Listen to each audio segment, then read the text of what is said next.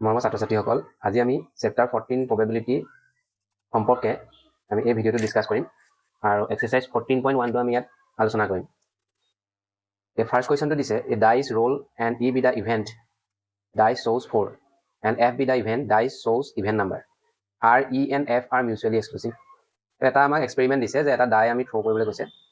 Throw' কৰাৰ ফলত দুটা ইভেণ্ট হ'ল ইটো কি কৈছে ডাই শ্ব'জ 4 মানে ডাইচটোত 4 সংখ্যাটো ওলাব আৰু এফ ইভেণ্টটোৱে কি বুজাইছে ডাই শ্ব'জ ইভেণ্ট নাম্বাৰ যে এফটোত আমাৰ কি ওলাব ইভেণ্ট নাম্বাৰ ওলাব। এতিয়া হৈছে যে ই আৰু এফ দুইটা মিউচুৱেলি এক্সক্লুচিভ হয় নে নহয়। তো আমি ক্লাছত আলোচনা কৰিছিলোঁ যে দুটা ইভেণ্ট ই আৰু এফ এটা চেম্পল স্পেচ এছৰ মিউচুৱেলি এক্সক্লুচিভ কেতিয়া কোৱা হয়, যেতিয়া সিহঁতৰ মাজত কোনো কমন এলিমেণ্টছ নাথাকে। তো ইভেণ্ট দুটাৰ মাজৰ ইণ্টাৰচেকশ্যনটো আমাৰ কি হ'ব লাগিব, পাই হ'ব লাগিব। তেনে ক্ষেত্ৰত আমি কি ক'ম, ই আৰু এফ আৰ মিউচুৱেলি এক্সক্লুচিভ। তো ইয়াতো আমি চেক কৰি চাওঁ যে এই প্ৰপাৰ্টিটো মানি চলিছে নে নাই। তো এটা ডাই থ্ৰ' কৰা গৈছে, গতিকে তাৰ চেম্পল স্পেচ মানে সাম্ভাৱ্য ফলাফল কি আহিব 1 2 3 4 5 and 6। ই ইভেণ্টত কি কৈছে ডাই শ্ব'জ 4, গতিকে অকল 4 আহিছে। এফ ইভেণ্টত কি কৈছে ডাই শ্ব'জ ইভেণ্ট নাম্বাৰ আমাৰ ইয়াৰ পচিবল আউটকামছৰ 3টা আছে, 2 4 আৰু 6। এতিয়া আমি ই আৰু এফৰ যদি ইণ্টাৰচেকশ্যন কৰোঁ, আমি দেখিম যে ইয়াতো 4 আছে ইয়াতো 4 আছে, গতিকে দুইটাৰে কমন আমি 4 পালোঁ, অৰ্থাৎ এইটো নন এমটি মানে এমটি ছেট নহয়। তো which is not equal to 5 হ'ল। তো 5 হ'লেহে আমি মিউচুৱেলি এক্সক্লুচিভ ক'ম, গতিকে যিহেতু 5 হোৱা নাই, এটা আমি কমন এলিমেণ্ট পাইছোঁ, গতিকে আমি ইয়াৰ এই ক্ষেত্ৰত ক'ব পাৰোঁ যে E and F are not mutually exclusive. এবাৰ আমি নেক্সট কুৱেশ্যনটোলৈ আহোঁ। Die is thrown, describe the following event A B C D E F. এই ইভেণ্টখিনি দিয়া আছে, ইয়াৰ সহায়ত আমি এই ৰিজাল্টছখিনি উলিয়াব লাগে। গতিকে আমি চেম্পল স্পেচটোত আমি কি পাম, এটা ডাই আমি থ্ৰ' কৰিলে আমি সাম্ভাৱ্য ফলাফল কি পাম 1 2 3 4 5 and 6। তো এই ইভেণ্টটোৱে কি বুজাইছিলে, এই নাম্বাৰ লেছ দেন 7, 7তকৈ সৰু সংখ্যা। তো 7তকৈ সৰু সংখ্যা ইয়াৰ ভিতৰত যদি চাওঁ 1ৰ পৰা 6লৈকে গোটেইকেইটা আহিব। বিটোত আমাৰ কি কৈছিলে, এই নাম্বাৰ গ্ৰেটাৰ দেন 7। তো ইয়াত 1ৰ পৰা 6লৈকে কোনো 7তকৈ ডাঙৰ সংখ্যা নাই, গতিকে ইয়াত আমি কোনো ধৰণৰ এলিমেণ্টছ নাপাওঁ। Is equal to 5। এতিয়া আমি চি ইভেণ্টটোত চাওঁ, চিটোত কি বুজাইছে, এই মাল্টিপুল অফ 3 মানে 3 গুণিতক হ'ব লাগিব। ইয়াত আমি 3 গুণিতক মানে 3 হৰণ যোৱা সংখ্যা 3 আৰু 6 পালোঁ, গতিকে চি ছেটটোত কি আহিব 3 and 6। ডিটোত যদি চোৱা, ডিটোত আমাৰ কি কৈছে, এই নাম্বাৰ লেছ দেন 4, 4তকৈ সৰু সংখ্যা। তো 4তকৈ সৰু সংখ্যা কি আহিছে 1 2 3 এছত, গতিকে ইয়াত ডিত কি আহিব 1 2 3। ই ছেটটোত যদি চোৱা, এন ইভেণ্ট গ্ৰেটাৰ দেন 4, 4তকৈ ডাঙৰ সংখ্যা। তো 4তকৈ ডাঙৰ সংখ্যা আমাৰ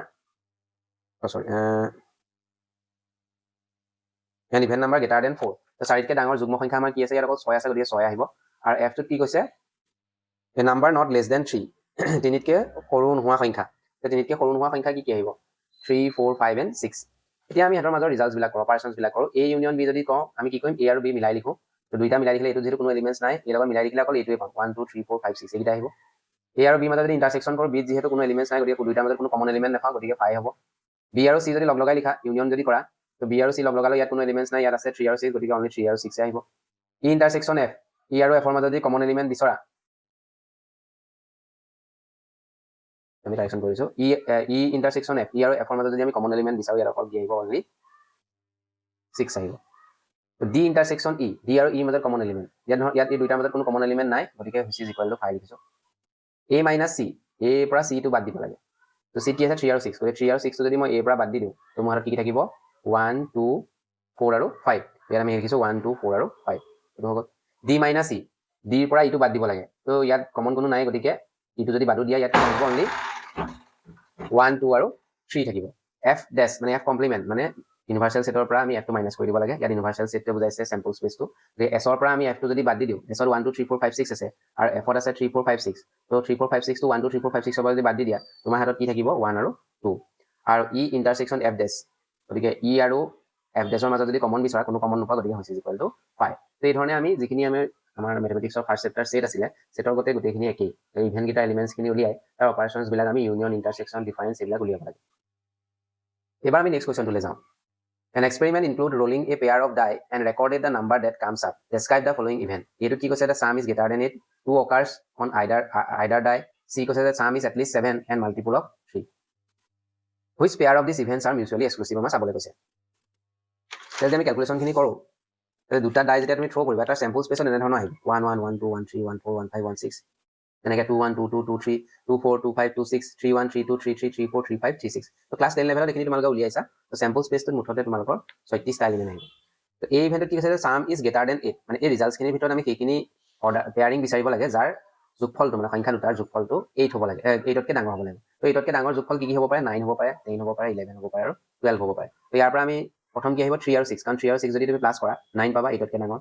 দেন 4 5, 4 + 5 9, 4,6 4 plus 6 10 5,4 5 plus 4 9 5,5 5,6 6,3 6,4 6,5 and 6,6 এই সেটটো আমাৰ এইখিনি পালা তে বিটোত কৈছে টু অকাৰ্ছ অন আইডাৰ ডাই মানে যিকোনো এটা ডাইছত টু ওলাব লাগে তো এইটো 1 2 মানে ফাৰ্ষ্টটো 1 ওলাইছে সেকেন্ডটো 2 ওলাইছে 1 2 হ'ব পাৰে 2 1 হ'ব পাৰে 2 2 হ'ব পাৰে 2 3 হ'ব পাৰে 2 4 হ'ব পাৰে 2 5 হ'ব পাৰে 2 6 হ'ব পাৰে দেন 3 2 হ'ব পাৰে 4 2 হ'ব পাৰে 5 2 হ'ব পাৰে 6 2 হ'ব পাৰে তো বি সেটত আমাৰ এইখিনিয়ে পালো সিটোত কি আছে সাম is at list 7 and A multiple of 3 মানে যোগফলটো অতি কমেও 7 হ'ব লাগিব 7 বা 7তকৈ ডাঙৰ বুজায় এট লিষ্ট 7 মানে আৰু মাল্টিপল অফ 3 মানে 3 হৰণ যোৱা সংখ্যা হ'ব লাগিব এতিয়া আমি চাওঁ 3 যোগফল 7 বা 7তকৈ বেছি তো কি হ'ব পাৰে 7 হ'ব পাৰে 8 হ'ব পাৰে 9 হ'ব পাৰে 10 হ'ব পাৰে আৰু 12 হ'ব পাৰে তো যোগফলৰ নাম্বাৰকেইটাৰ ভিতৰত 3 হৰণ যোৱা সংখ্যা আমাৰ কি পাবা অনলি 9 আৰু 12 পাবা গতিকে যোগফল 9 আৰু 12 হোৱা সংখ্যাখিনি বিচাৰি উলিয়ালে হ'ল তো ইয়াত আমি কি পাম 3,6 3 plus 6 9 4,5 5,4 6,3 and 6,6 পাম এতিয়া আমাক চাব কৈছে যে এই এ বি চি ইভেন্ট কেইটা কোনকেইটা মিউচুৱেলি এক্সক্লুসিভ গতিকে মিউচুৱেলি এক্সক্লুসিভ চাবৰ কাৰণে এ আৰু বি মাজত আমি ইণ্টাৰসেকশ্যন কৰিলো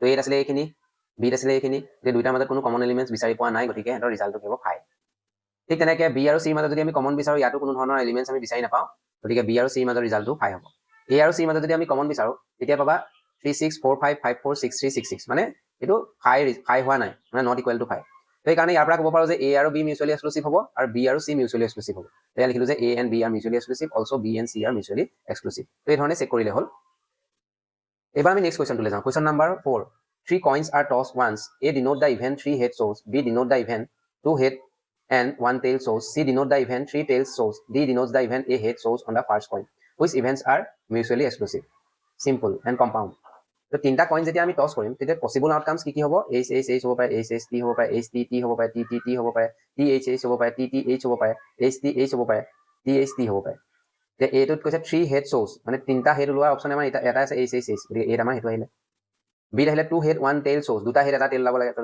h h t হ'ব পাৰে t h h হ'ব পাৰে h t h হ'ব পাৰে 3 টেইল shows গতিকে টেইল এটো হ'ব পাৰে এই head shows on the first coin প্ৰথম কইনটোত হেড লাব লাগে তো হেড ওলাইছে ইয়াত এইটো অপচনটো হেড ওলাইছে এইটো হেড ওলাইছে প্ৰথমটোত এইটো হেড ওলাইছে গতিকে এইটা আহিলে এতিয়া যেহেতু আমি মিউচুৱেলি এক্সক্লুসিভ চেক কৰিব লাগে গতিকে আমি হেতৰ মাজত ইন্টাৰসেকশ্যন চালো এই ইন্টাৰসেকশ্যন দি এ আৰু বি মাজত যদি কমন বিচৰা নোপোৱা গতিকে 5 বি আৰু চি মাজত যদি কমন বিচৰা নোপোৱা গতিকে 5 চি আৰু ডি মাজত যদি কমন বিচৰা এতিয়াও আমি নাপাওঁ গতিকে হৈছে ইকুৱেল টু 5 এ আৰু চি মাজত যদি আমি কমন বিচাৰো এ আৰু চি তাতো কোনো কমন এলিমেন্টছ নাপাওঁ গতিকে 5 এ আৰু ডি মাজত আমি কোনো কমন এলিমেন্টছ বিচাৰি পাম এ আৰু ডি মাজত আমাৰ এয়াটো h h h আহিছে ইয়াতো h h h আহিছে যে এটা কমন তুমি বিচাৰি পালা কাৰণে এটো খাই হোৱা নাই বি আৰু ডিৰ মাজত যদি চোৱা তো ইয়াতো তুমি এই তিনটা বিচাৰি পাবা এই তিনটা কমন আছে গতিকে এটো এম্পটি সেট নহয় which is not equal to 5 তো ইয়াৰ পৰা আমি ক'ব পাৰিম যে a and b are mutually exclusive b and c are mutually exclusive c and d are mutually exclusive a and c are mutually exclusive so ইয়াত আমি হেৰণে লিখিছো a b b c c d and a c are mutually exclusive তে next আমাৰ কৈছে simple event কাক কোৱা হয় যে এটা ইভেন্টত যদি কেৱল মাত্ৰ এটা এলিমেন্ট থাকে তেতিয়া সেই ইভেন্টটোক আমি সিম্পল ইভেন্ট বুলি কওঁ এতিয়া যদি চোৱা ইয়াত a সেটটোত মাত্ৰ এটা এলিমেন্ট আহিছে h h h আৰু c সেটটোত মাত্ৰ এটা এলিমেন্ট আহিছে t t t গতিকে a আৰু c হল সিম্পল ইভেন্ট কম্পাউণ্ড ইভেন্ট কাক কোৱা হয় এটাতকৈ যদি বেছি এলিমেন্ট থাকে মোৰ দেন 1 যদি এলিমেন্ট থাকে তাক আমি কম্পাউণ্ড ইভেন্ট বুলি কওঁ তো ইয়াত আমাৰ এটাতকৈ বেছি এলিমেন্ট ক'ত আহিছে বিত আহিছে ইয়াত তিনটা আহিছে চি ডিত আহিছে ইয়াতো তিনটা আহিছে গতিকে ইয়াৰ পৰা আমি ক'ব পাৰো যে B and D are compound event তো আজি ভিডিঅ'টোত আমাৰ ইমানখিনিয়ে এইখিনি কুৱেশ্যন এক্সাৰচাইজ 14.1 ৰ পৰা চালে হ'ব এইখিনিৰ ওপৰতে তোমালোকৰ গোটেইকেইটা কনচেপ্ট তোমাৰ কভাৰ আপ কৰিছে গতিকে এই কুৱেশ্যনকেইটা এবাৰ ভালকৈ থ্ৰ' আপ কৰিবা তো আমি নেক্সট ভিডিঅ'টোত ইয়াৰ 14.2 এক্সাৰচাইজটো সলিউশ্যন কৰিবলৈ চেষ্টা কৰিম